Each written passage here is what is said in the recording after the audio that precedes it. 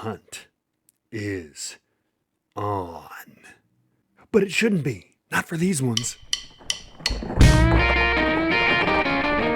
Hey everybody, it's Matt. Thank you once again for coming to Wrestling with Whiskey. If you like what you've seen here, go ahead, leave a comment, leave a like. That really helps us out. And of course, subscribe and hit those bells so you know when we go live.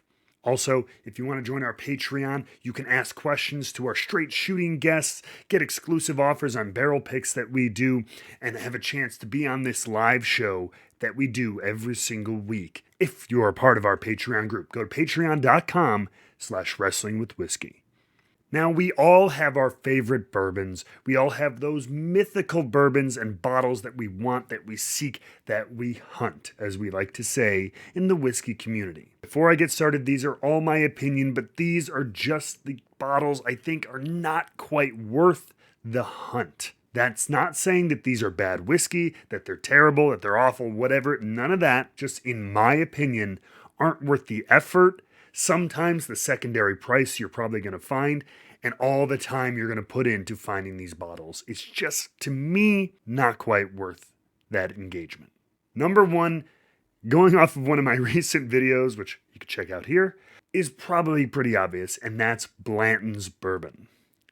Blanton's is nice whiskey. It's gotten so hyped and overblown, it is the bane of most liquor stores' existence. People coming in, do you have any Blantons? It has become a meme in the bourbon and whiskey online community. You got any Blantons? You got any Blantons? You got any Blantons? Between that and Weller, they are the most asked for bottles that I've talked to any liquor store owner about.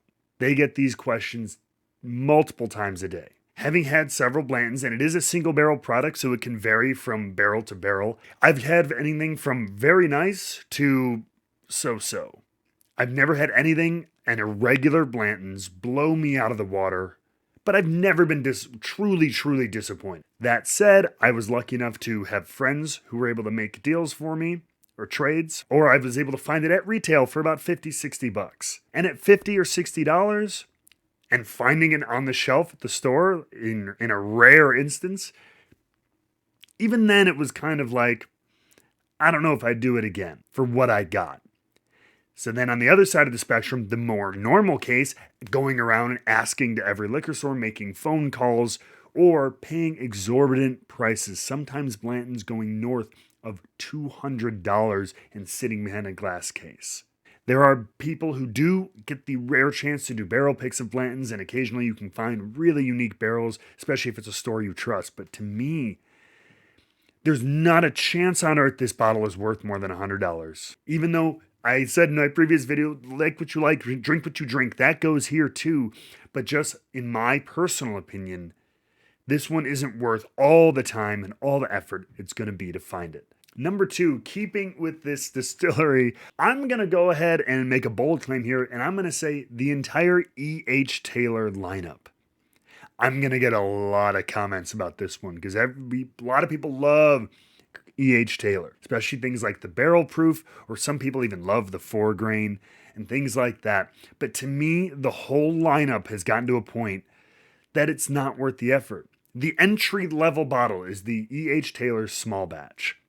And I think it's a really perfectly fine bottle. It used to be on my liquor store shelf in suburban Chicago when I was out there for $40 most weeks. Occasionally it wouldn't be there. And for that, I think it's a very great bottle. It's a fine bottle. Bottle and bond, 100 proof, usually 6 to 8 year Buffalo Trace juice. I think it's really nice. And then it disappeared. The entry-level bottle started to disappear. And then even the single barrels, which I would occasionally see, were gone. Barrel proof, never got to see. Let alone any of the special editions they come out with every year or two. It's fine whiskey. But the $40 intro bottle is not worth going around and calling everybody, waiting in lines, putting in orders, or, again, paying any kind of exorbitant price. I have seen this one as well, because it's in the tube and it's got the E.H. Taylor name on it, for $100 or more, and it's just not worth it. And then you get to things like the barrel proof, which I have yet to have available to me for less than $200. So to me, and again, I know I'll get a lot of flack, the entire E.H. Taylor lineup is not worth the effort. Number 3, keeping with this theme, to me, we are going to go to the Weller lineup. But honestly, there's a lot of Weller that I think is worth a bit of effort because it's really nice and it's really interesting. The one thing that I have found to not quite be worth the effort, especially for the prices and availability it's commanding, is the Weller Full Proof. Enter the comments again. I say this because it was the new kind of kid on the block coming in at the full 114, barrel entry proof that they put it in at. So it's a higher proof Weller. Everybody likes that. They're higher proof wheaters, especially from Buffalo Trace. But I've yet to have anything that I really, really liked. I had a couple of really knockout barrel picks, but the regular full proof and a few of the other picks were okay, but they were so hard to get, or I got really lucky. And then they're commanding high prices. For barrel picks, we're talking $100 in many places. And now the reason I picked the full proof and not like the whole Weller line is because, for example, Weller 107, now that full proof is out, is kind of not the red-headed stepchild, more like the red-labeled stepchild. But people are paying a little bit less attention to it. I like the 107 better. OWA, Old Weller Antique 107. And I would put in a little bit of effort. I would want to get it close to retail, which had moved up recently, maybe $60, $70. And I think I would pay that for a Weller 107. I like it a lot. And on the further side of that coin, Weller Special Reserve. Should be a $20 bottle. I can accept that it's a $30, $35 bottle in this market, even maybe $40, but it's a really nice, soft, wheated bourbon. I actually, in several blind tastings of the Weller lineup, including Full Proof and CYPB, Weller Special Reserve is one for me on different days. I'd put in a little bit of effort to find that at or around retail. I'm not going to pay $100 for it, but I'd pay $30 to $40 for a Weller Special Reserve. It's a really nice bottle. But the Full Proofs have yet to make it worth it to me to seek out all that effort. While on the topic of barrel picks too, I'm going to talk about one of the newest entries to the barrel pick lineup around the country. And one bottle that I don't think is worth the hunt and the allocation it's gotten itself on is the Old Forester Barrel Strength Barrel Picks. Come at me. I am going to make a lot of people mad with this list. But the Old Forester Barrel Proof Picks, to me, they got so much hype and were so sought after.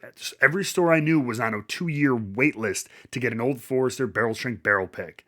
And the ones that did get it are charging $80, $90, $100 for whiskey that's, we don't know the age, somewhere 4 to 6, maybe 7, 8 years, maybe.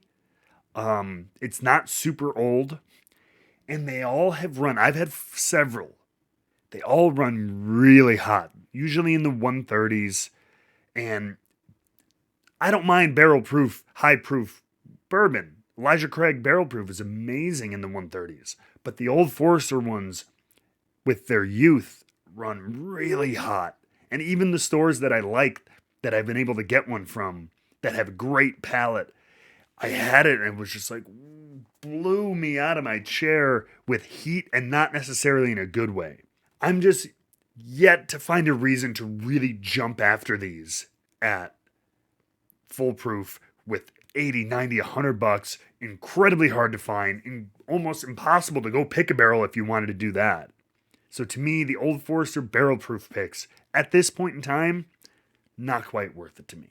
And finally, my number 5, sticking with the barrel pick theme, Willet Single Barrel Bourbons, that is their own juice. The homegrown, home-distilled bourbon from Willet is good. I would put it perfectly mid-tier. Again, I have yet to be blown away by a Willet single barrel that they distilled themselves. I know they have some of their oldest stuff, I think, is north of 7, 8 years now. And so I believe there's going to be a lot of really good stuff coming out. I've had a couple of 6-year picks, a couple of 7-year picks, and an 8-year pick of single barrels from Willet that they distilled. And to me, again, they're nice. They're a nice bourbon, but it's Willet. And it has that label, and it has that tall, pretty bottle, and it has that wax. And the minute you see that, or a store sees it, or a secondary group sees it, so talk about highly allocated barrel picks. Talk about the 6-year barrel pick that I had to get was $115 for 6-year bourbon. I have a really hard time justifying it. And then most of you probably have to jump through hoops. I was lucky enough to, again, I had a good relationship with the store and I was able to get one of them, but $115, and I didn't even have to jump through hoops. A lot of people got to jump through hoops. Again, wait in lines, make calls, get on lists for something like a Willet barrel pick. And so for something to be 6 to 8 years and you're paying over $100 for it, for to me, whiskey that is nice, but not mind-blowing, is a little bit much. And I know Willet has had some incredible whiskeys under its label, but its own homegrown juice is still waiting to reach that masterpiece level. So there you have it, ladies and gentlemen. 5 bourbons that I just don't think are quite worth the hunt. But stay tuned, because a new video will be coming out with 5 bourbons that I think are worth the extra effort, and in some cases, even worth the secondary pricing. So keep an eye out for that. But until next time, again, please like, subscribe, follow us on Patreon, follow us on Twitter and Instagram as well, at Wrestling with Whiskey. And we will see you on the next one. Cheers.